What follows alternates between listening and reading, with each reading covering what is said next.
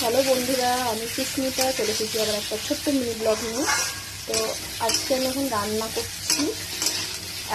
করছি পটল আলু কুমড়োর তরকারি হবে আর ডিমের ঝোল হবে।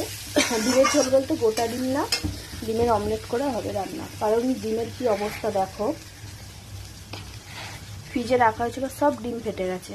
কেন জানি না এটা হয়েছে, কোনোদিনও তো হয়নি। এই যে এখানে সব ডিমগুলো ফেটে গেছে, সব ফেটে গেছে। তো সেই কারণেই ডিমের অমলেট করে রান্না হবে। আর এখানে এই যে কুমড়ো আলু পটলের তরকারিটা বসিয়ে দিয়েছি আমি। এইটা হলে ডিমের ঝোলটা হবে, মানে ডিমের অমলেট করে ঝোল। আর রান্নাটা হয়ে গেলেই আমরা একটু বেরাবো, দরকার আছে আমার শাশুড়ি। তো সেই কারণে তাড়াতাড়ি রান্নাটা করে নিচ্ছি। রান্না একবার সকালে হয়ে গেছে, বর নিয়ে যায় বলে টিফিন। ভাত আর গোটা ডিম সিদ্ধ করে ঝোল করা হয়েছে, ওর জন্য আলাদা করে বলেছিল 9টার মধ্যে যাবে। তো সেই কারণে অনেক সকাল সকাল রান্না করেছে, কিন্তু এখনও তার পাত্তা নেই, এখনও ওর স্নানটানি হয়নি। আজকে সকালে যাবে বলে এখন দুপুর হয়ে গেল।